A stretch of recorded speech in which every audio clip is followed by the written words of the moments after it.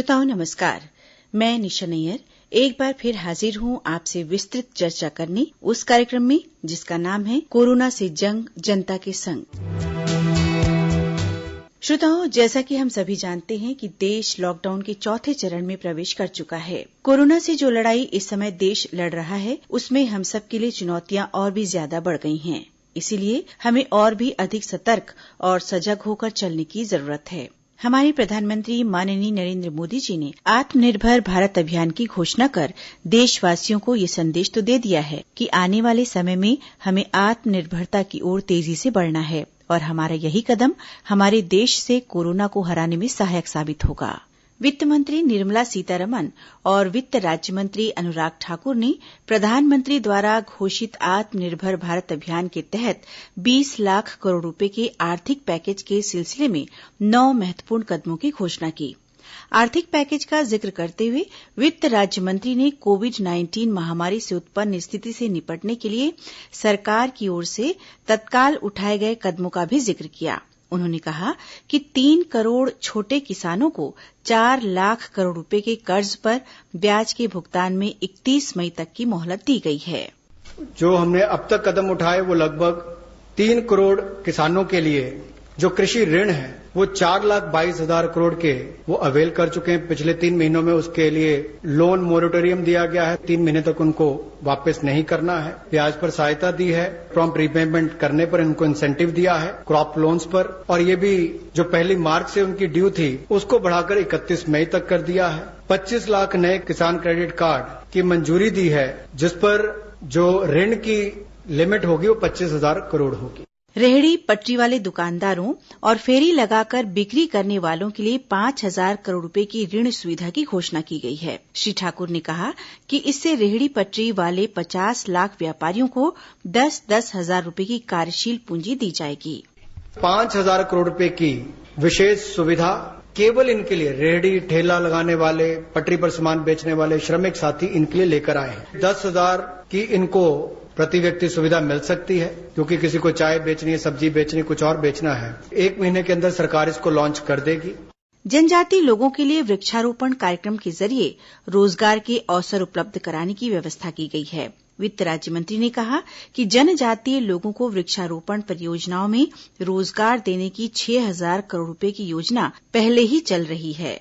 रोजगार के और अवसर पैदा हों और विशेष तौर पर आदिवासी इलाकों में, ग्रामीण क्षेत्रों में हों तो 6,000 करोड़ के कैंपा फंड्स का सदुपयोग और रोजगार के अवसर पैदा करने के लिए किया जाएगा जिसमें वृक्षारोपण हो, वनीकरण हो।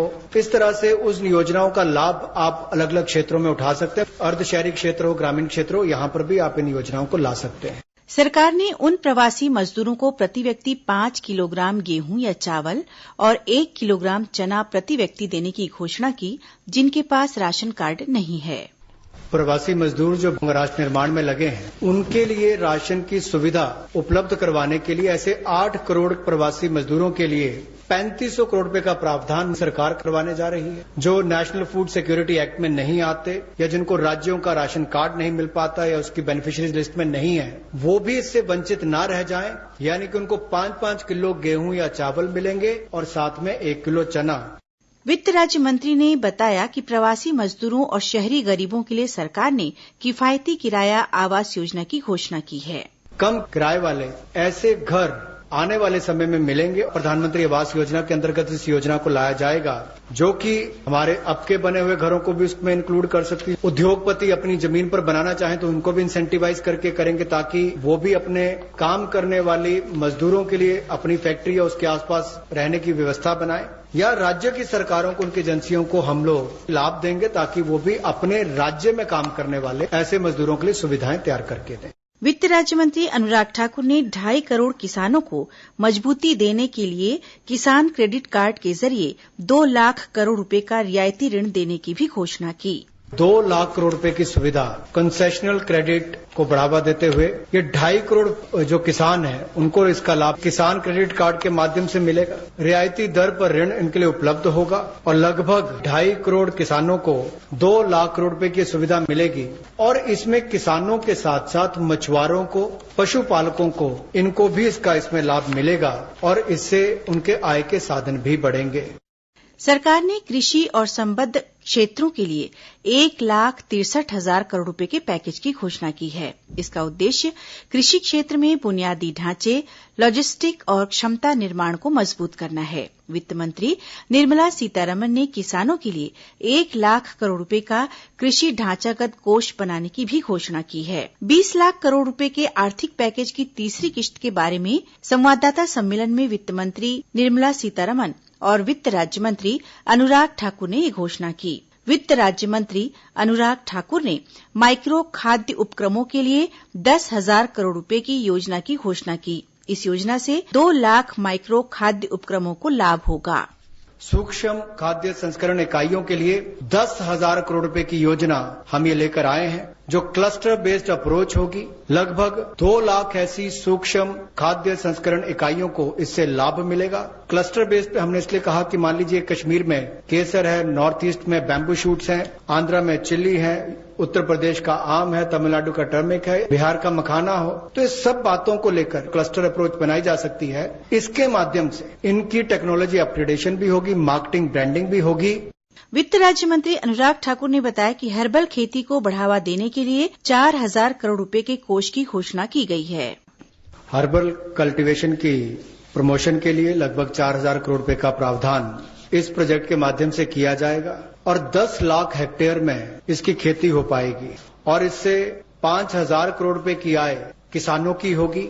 श्री अनुराग ठाकुर ने बताया कि मधुमक्खी पालन के लिए 500 करोड़ रुपए का आवंटन किया गया है। इससे 2 लाख मधुमक्खी पालकों को लाभ होगा। मधुमक्खी पालन को बढ़ावा देने के लिए 500 करोड़ रुपए की ये योजना लेकर आए हैं और इसके माध्यम से 2 लाख से ज्यादा मधुमक्खी पालकों को उनकी आय में वृद्धि होगी और उपभोक्ताओं को बेहतर शहद भी मिलेगा। सरकार ने सभी फलों और सब्जियों को ऑपरेशन ग्रीन के अंतर्गत लाने की घोषणा की है। पहले इसमें टमाटर, प्याज और आलू शामिल थे। इसके लिए 500 करोड़ रुपए की अतिरिक्त राशि दी जाएगी। श्री अनुराग ठाकुर ने बताया कि पूर्णबंदी की 2 महीने की अवधि में किसानों की सहायता के लिए कई कदम उठाए गए हैं।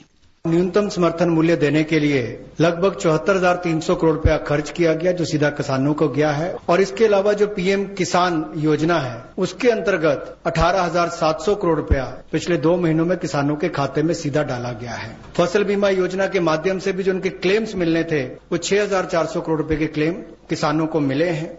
वित्त मंत्री निर्मला सीतारमण ने आत्मनिर्भर भारत अभियान के तहत विभिन्न क्षेत्रों के लिए ढांचागत सुधारों की घोषणा की है। वित्त मंत्री निर्मला सीतारमण और वित्त राज्य मंत्री अनुराग ठाकुर ने कोविड-19 से प्रभावित देश की अर्थव्यवस्था को पटरी पर लाने के लिए घोषित आर्थिक पैकेज की 5वीं और अंतिम किश्त के बारे में संवाददाताओं को जानकारी दी। वित्त राज्य मंत्री अनुराग ठाकुर ने प्रधानमंत्री के संबोधन का जिक्र करते हुए कहा कि सरकार ने समाज के सभी वर्गों को राहत पहुंचाने के उपाय किए हैं। उन्होंने बताया कि प्रधानमंत्री गरीब कल्याण पैकेज के तहत 80 करोड़ लोगों को निःशुल्क अनाज दिया गया है।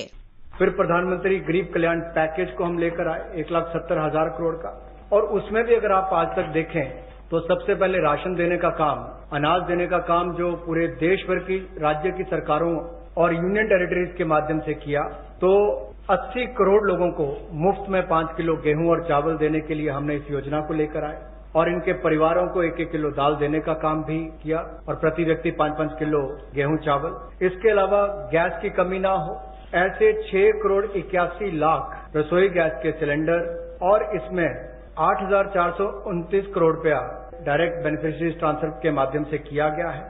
श्री ठाकुर ने कहा कि राहत पैकेज में कोविड-19 महामारी से निपटने के लिए स्वास्थ्य संबंधी योजनाओं पर विशेष ध्यान दिया गया है। माननीय प्रधानमंत्री जी ने कोविड-19 को लेकर लोगों के स्वास्थ्य की चिंता को करते हुए 15,000 करोड़ की घोषणा की थी, जिसमें से 4,113 करोड़ रुपया राज्यों को रिलीज कर दिया गया है, दे दिया गया है।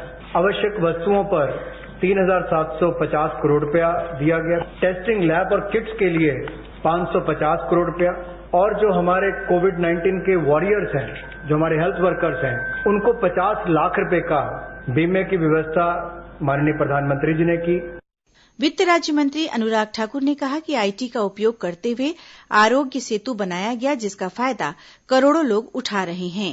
डिजिटल इंडिया को आगे बढ़ाते हुए आईटी का उपयोग करते हुए ई संजीवनी टेली कंसल्टेशन सर्विसेज का हमने इसकी शुरुआत की और कैपेसिटी बिल्डिंग की, चाहे वो वर्चुअल लर्निंग मॉड्यूल्स की बात हो और आरोग्य सेतु ऐप, तो करोड़ों लोगों ने देश भर में इसको डाउनलोड किया और यूपीआई भीम की तरह एक ये भी बहुत सफल प्रयोग देश में रहा है, जिससे लोगों को लाभ मिल रहा है और हम ट्रेस कर पा रहे हैं कि कोई व्यक्ति अगर कोरोना से संक्रमित है तो उसका भी आप कर सकते हैं। लोग सेल्फ असेसमेंट भी इसके माध्यम से कर सकते हैं।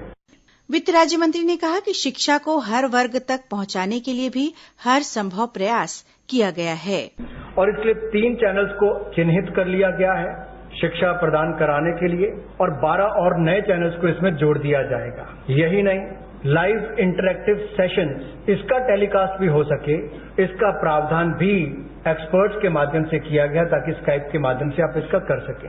प्राइवेट डीटीएच ऑपरेटर्स तक भी हम पहुंचे हैं, उसके माध्यम से भी हम अपनी पहुंच बढ़ाकर देश के करोड़ों लोगों तक पहुंच सकें और शिक्षा को उन तक पहुंचा सकें। हमने राज्यों से भी अनुरोध किया है कि आप 4 घंटे का हमें ऐसा कंटेंट एजुकेशन का दें ताकि हम स्वयंप्रभा चैनल पर उनको दिखा सकें। श्रोताओं, आत्मनिर्भर भारत अभियान के अंतर्गत प्रवासी मजदूरों, किसानों, छोटे कामगारों, फेरी वालों और उद्योगों के लिए भारत सरकार द्वारा योजनाबद्ध तरीके से विभिन्न राहत कार्य चलाए जाने की घोषणा की गई है। घोषणा का स्वागत करते हुए विभिन्न क्षेत्र के जन सामान्य ने आकाशवाणी समाचार को अपनी प्रतिक्रियाएं दी। मैं बंटी चंद्राकर कानकेरा से। इस पैकेज के लिए मैं कहना चाहूंगा कि जो राहत कार्य उन्होंने दिया है अभी, उनमें प्रधानमंत्री जी का मैं शुक्रगुजार हूँ कि उन्होंने पौधों के लिए, पशुपालन के लिए, मछली पालन के लिए, औषधि पौधों के लिए जो पैकेज दिए हैं उनके लिए आभार व्यक्त करता हूँ। और इस दौर में गुजरते हुए उन्होंने जो राहत कार्य दिए हैं किसानों के लिए भी, पशुपालन, डेयरी वगैरह के लिए, बहुत बढ़िया प्रयास है। आप हैं ललित चंद्र जी।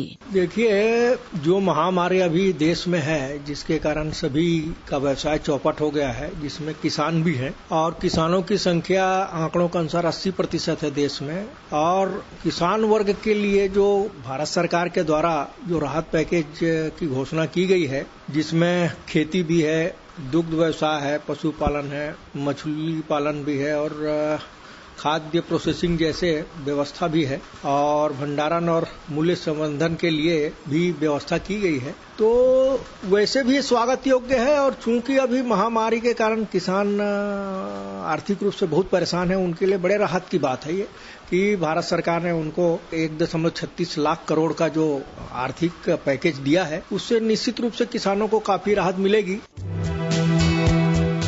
शैलेंद्र चंद्राकर जी, हमारे प्रधानमंत्री ने जो काम किया किसानों के लिए वो अच्छा काम किया है। इससे क्या है, आमदनी हमारी बढ़ेगी और हमारे जो कृषि उपज जो जितना मतलब होता है हर चीज, उसको हम कहीं भी अपने मनमर्जी से बेच सकते हैं और उचित मूल्य उसका प्राप्त कर सकते हैं। इससे ये हमें कि उसके पहले हम किसी भी कोची को दे देते थे तो मुनाफा कम होता था, इससे हमारा मुनाफा 2 गुना बढ़ जाएगा और इससे हम संतुष्ट हैं। अभी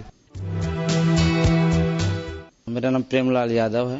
ये जो राहत पैकेज दिया बहुत ही अच्छा, सराहनीय है और साथ ही जो कृषि पालन है, पशुपालन के अंतर्गत है, मछली पालन है, इसमें बहुत सारे उसमें प्रावधान रखे हैं, बहुत ही अच्छा है। हमने बजट में टीकाकरण के लिए और पशुपालन के अंतर्गत में और है बहुत सारे, इसमें से इतना ही अभी फिलहाल। और अच्छा ही है उनका जो योजना, उनके जो प्रोजेक्ट किए हैं वो बहुत ही अच्छा है। हाँ, उसमें श्योर है, उसमें किसानों को लाभ मिलेगा ही और साथ ही उनकी आर्थिक जो स्थिति है सुदृढ़ होगा। श्रोताओं, छत्तीसगढ़ के प्रवासी मजदूरों के आने का सिलसिला लगातार जारी है। इन मजदूरों को यहां पहुंचने पर जांच के बाद उनके गृह जिले में क्वारंटाइन किया जा रहा है। इस बारे में जांजगीर चांपा जिले के हमारे संवाददाता राजकुमार साहू ने आकाशवाणी समाचार को बताया। जांजगीर चांपा जिले में गुजरात से आए मजदूरों में 5 कोरोना पॉजिटिव मिलने के बाद जिला प्रशासन अलर्ट हो गया है और बमहिंडी क्षेत्र के जिस खपराडीह गांव के क्वारंटाइन सेंटर से 5 कोरोना मरीज मिले हैं, वहां के अन्य सभी मजदूरों का सैंपल लिया गया है। वहीं इस इलाके को कंटेनमेंट जोन घोषित किया गया है। इस इलाके को सील करके आसपास के क्षेत्र में आवाजाही बंद करा दी गई है। इस इलाके में अन्य 5 क्वारंटाइन और सेंटर बनाए गए हैं। उन सभी जगहों के मजदूरों के भी सैंपल लिए गए हैं और जांच के लिए भेजे गए हैं। मजदूरों के संपर्क में आए लोगों के बारे में भी जानकारी ली जा रही है। सभी मजदूरों के मोबाइल में आरोग्य सेतु ऐप डाउनलोड कराकर निगरानी की जा रही है। जिले में अब इन मामलों के बाद संवेदनशील स्थिति बन गई है। ग्रीन जोन से जिला ऑरेंज जोन में पहुंच गया है। कलेक्टर जेपी पाठक और एसपी पारुल माथुर ने बम्हनीडीह क्षेत्र के उन 5 क्वारंटाइन सेंटर का निरीक्षण किया जहां गुजरात से आए अन्य मजदूरों को क्वारंटाइन किया गया है। आपको बता दें, जिले से 75,000 से अधिक मजदूर अन्य राज्यों में गए हैं, जिनमें से अभी तक जिले में केवल 7,000 मजदूरों की वापसी हुई है। जिले में बाहरी राज्य से आए मजदूरों को 86 क्वारंटाइन सेंटर में रखा गया है। छत्तीसगढ़ में सबसे अधिक मजदूर जांजगीर चांपा जिले के बाहरी राज्यों से आने वाले हैं। हॉट स्पॉट जोन से मजदूर आ रहे हैं, जिससे जिले के लोगों की चिंता बढ़ गई है। जांजगीर चांपा जिले में अब तक जिले के चांपा स्टेशन में 3 ट्रेन आई हैं। उन 3 ट्रेनों में तेलंगाना, पंजाब, गुजरात समेत अन्य राज्यों के मजदूर जिले में पहुंचे हैं और इस तरह से अभी लगातार मजदूर जिले में आ रहे हैं। कलेक्टर ने यह भी कहा है कि क्वारंटाइन सेंटर की निगरानी के लिए सभी अधिकारियों को जिम्मा दिया गया है। कलेक्टर ने आदेश जारी कर कहा है कि जो भी व्यक्ति बाहर से आ रहे हैं उन्हें जिला प्रशासन को सूचना देकर क्वारंटाइन में रहना है। जानकारी छिपाने वालों पर सख्त कार्रवाई की हिदायत दी गई है। जांजगीर चांपा जिला ग्रीन जोन में था। यहाँ बाहरी राज्यों से मजदूरों के आने के बाद 5 कोरोना पॉजिटिव मिले हैं। शुरू से आशंका थी कि बाहरी राज्यों से मजदूरों के आने के बाद जिले में समस्या बढ़ेगी, वही हो रहा है। फिलहाल जिला प्रशासन हर तरह से सतर्क है और जिन जिन क्षेत्रों से शिकायतें आ रही हैं उन क्षेत्रों में अधिकारी लगातार निगरानी करने के साथ ही वहां पर विजिट कर रहे हैं। कलेक्टर ने यह भी बताया है कि जिस तरह से मामले अभी 5 कोरोना पॉजिटिव के मिले हैं, उसके बाद स्थिति ऑरेंज जोन की बनी है। अब इस तरह के और भी मामले आएंगे तो रेड जोन की स्थिति बन जाएगी। लिहाजा अधिकारियों कर्मचारियों को अलर्ट किया गया है और उन्हें हर स्थिति से निपटने के निर्देश दिए गए हैं। मजदूरों से भी क्वारंटाइन सेंटर में 14 दिन रहकर घर जाने की अपील की गई है। इधर कोरोना संक्रमित मजदूरों के संपर्क में आए लोगों को ट्रैकिंग करने के लिए अधिकारियों का दल गठित किया गया है। 16 मई को बाहरी राज्य से आए 20 मजदूरों को चांपा स्टेशन में रैपिड टेस्ट के माध्यम से जांच की गई थी, उसकी रिपोर्ट निगेटिव आई है। यह राहत की बात है, लेकिन जिस तरह जिले में 75,000 से अधिक मजदूरों को अन्य प्रदेशों से आना बाकी है, अभी केवल 7,000 मजदूर ही पहुंचे हैं। ऐसे में आने वाले दिनों में जिला प्रशासन को और अधिक अलर्ट रहना पड़ेगा। यह भी जानकारी दे दें कि जो 5 कोरोना मजदूर पॉजिटिव मिले हैं, उन्हें जिला प्रशासन ने तत्काल एम्बुलेंस के माध्यम से इलाज के लिए बिलासपुर भेजा है, जिनका अभी इलाज जारी है। बस्तर संभाग के नक्सल प्रभावित जिला सुकमा में वैसे तो अभी कोरोना की दस्तक नहीं हुई है, बावजूद इसके इस जिले में कोरोना से बचने के पूरे इंतजाम स्वास्थ्य विभाग और जिला प्रशासन ने किए हैं। इस बारे में जानकारी दे रहे हैं हमारे संवाददाता विष्णु प्रताप सिंह राठौर। छत्तीसगढ़ के सुकमा जिले में प्रवासी मजदूरों का आना लगभग जारी है, क्योंकि सुकमा जिला 3 राज्यों की सीमा से लगा हुआ है। तेलंगाना, आंध्र प्रदेश और उड़ीसा की सीमावर्ती जिला होने के चलते यहाँ प्रशासन ने खास तैयारियां कर रखी है। प्रशासन द्वारा क्वारंटाइन सेंटर यहाँ बनाया गया है, जहाँ पर मजदूरों को रोका जा रहा है, ठहरने की व्यवस्था की जा रही है, साथ ही भोजन की व्यवस्था भी कराई जा रही है। वहीं ग्रामीण इलाकों में, आदिवासी अंचलों में भी ग्रामीणों ने अच्छी खासी जागरूकता का परिचय दिया है, जहाँ जगह जगह लोगों ने अपने गाँव में आने वाले मार्गों को सील कर दिया है। वहीं केंद्र सरकार द्वारा जिस तरीके से लॉकडाउन में ढील दी जा रही है, उसी के अनुसार ग्रामीणों द्वारा भी उस नाकेबंदी को हल्का हल्का खोल जो जरूरी कार्यों के लिए उनके गाँव में आ रहे हैं उन्हें आने दिया जा रहा है। लिहाजा प्रशासन और ग्रामीणों ने कोरोना को हराने पूरी तैयारी कर रखी है, जिसके चलते अब तक जिले में एक भी कोरोना पॉजिटिव मरीज नहीं मिला है। श्रोताओं, असमय होने वाली प्राकृतिक आपदाओं के कारण किसानों को होने वाले नुकसान से बचाने की दिशा में प्रधानमंत्री फसल बीमा योजना किसानों के लिए वरदान साबित हुई है। कोरबा के करतला विकासखंड के ग्राम चांपा के कुछ किसानों ने इस संबंध में आकाशवाणी समाचार से बात की। आप हैं हलधर सिंह।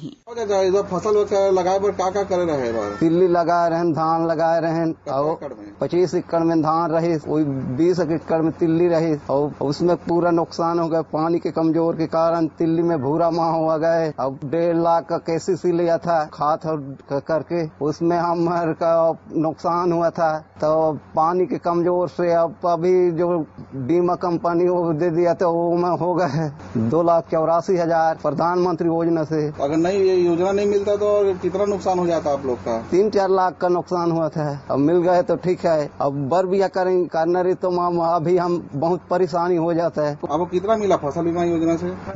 2,84,000। बहुत बहुत धन्यवाद है। किसानों के लिए योजना तो ठीक है। सुरेश कुमार ने बताया, इस बार 10 भाई थे कम से कम, तो सब भाई के रहन धान फसल और उर्द फसल, तिल फसल और सब पानी बारिश के कारण में सब कीड़ा मकोड़ा सब पर गिर कल कुछ नहीं हो इस फसल में, हो थोड़ा सा। और इसके बारे में प्रधान योजना फसल के लिए कर्जा भी लिए थे क्या? हाँ, कर्जा लिए थे साहब, कितना 2 लाख का और 1,34,000 का जीत लिए थे सोसाइटी से खातू बीज।